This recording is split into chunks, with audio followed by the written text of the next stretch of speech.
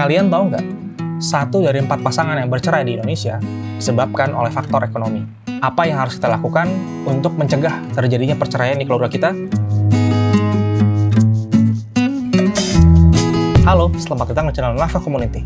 Di sini kita membahas topik-topik seputar keuangan pribadi yang akan bantu teman-teman bangun ketahanan ekonomi keluarga yang kuat. Sebelum lebih jauh, pastikan kamu sudah subscribe channel ini biar nggak ketinggalan konten-konten kita berikutnya. Di channel ini, kita udah banyak banget ngebahas topik-topik seputar keuangan pribadi. Mulai dari komunikasi dengan pasangan, ngelola anggaran, investasi, memulai usaha. Tapi teman sadar nggak, ada benang merah dari semua topik itu. Pangkalnya adalah pentingnya peran suami sebagai pencari nafkah. Dan faktor ekonomi yang menyebabkan perceraian biasanya terjadi karena suami yang gagal menjalankan perannya sebagai pencari nafkah dengan baik. Di konten ini saya akan berbagi 4 situasi yang mungkin terjadi dalam dinamika kita sebagai suami dalam mencari nafkah dan gimana kita menghandle dinamika ini untuk mencegah terjadinya perceraian. Situasi yang pertama adalah ketika suami bekerja, suami produktif, tapi penghasilan yang diperoleh tidak bisa memenuhi standar hidup layak untuk keluarganya. Sehingga istrinya mau tidak mau harus turut membantu keuangan keluarga dengan bekerja. Misalnya penghasilan yang diperoleh hanya cukup untuk memenuhi kebutuhan dasar saja, seperti makanan, pakaian, tempat tinggal.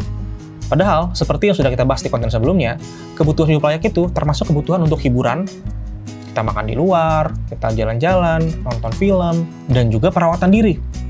Misalnya, untuk istri skincare, istri ke salon. Karena kalau toh pun istri nanti bisa semakin meningkat kualitas hidupnya, dia lebih cantik, dia lebih bahagia, toh kan juga kita yang akan bisa mendapatkan manfaatnya. Sehingga kita harus sadar ketidakcukupan nafkah ini sebagai sebuah masalah yang harus kita cari solusinya. Situasi yang kedua, suami tidak bekerja, sehingga istri yang harus mencari nafkah. Mungkin dalam situasi ini suami masih mau membantu mengurus urusan rumah tangga, seperti ngurus rumah, ngurus anak. Tapi ingat, dalam situasi seperti ini pun suami harus tetap berusaha mencari nafkah, berusaha mencari pekerjaan atau berusaha apapun. Tapi dari beberapa cerita yang masuk ke kami, situasi seperti ini biasanya berpotensi berkepanjangan. Kenapa? Karena sang suami biasanya pilih-pilih terhadap pekerjaan. Karena kita tahu sendiri, situasi ekonomi belum tentu kondusif untuk mencari pekerjaan yang ideal. Dan ketika keluarga masih bisa berjalan dengan normal, karena istri yang menggantikan peran suami sebagai mencari nafkah, tidak ada insentif untuk suami segera mencari nafkah. Toh masih bisa makan, toh masih bisa bayar kontrakan, toh masih bisa hidup. Nah, ini bahaya. Suami harus sadar kalau peran istri sebagai mencari nafkah itu adalah hal yang temporer. Dan sekali lagi, harus dicari solusinya.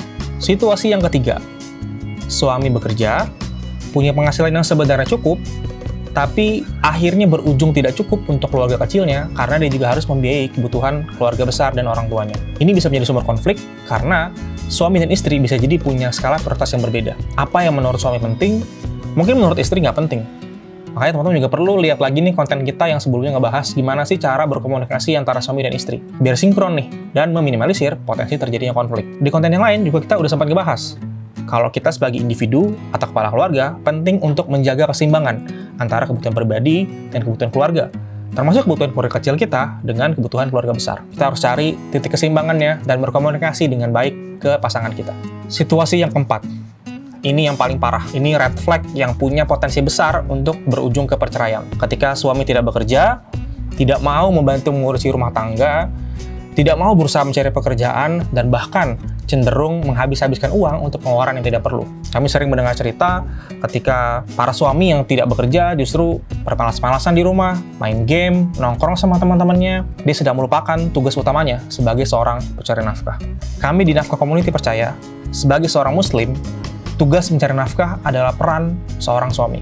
Jadi, ketika istri mau dan mampu menggantikan peran sebagai pencari nafkah, itu harus dilihat sebagai solusi temporer. Situasi tersebut nggak boleh bikin kita jadi terlena dan lupa sama tanggung jawab kita. Sebesar apapun tantangan yang ada di depanmu, pastikan semangatmu jauh lebih besar dari itu. Memang hasil itu menjadi kewenangan dari Allah Subhanahu wa Ta'ala. Tapi Allah dan keluarga kita akan melihat seberapa keras usaha kita, seberapa sungguh-sungguh ikhtiar kita. Percaya deh teman-teman, kalau ada kemauan, insya Allah ada jalan.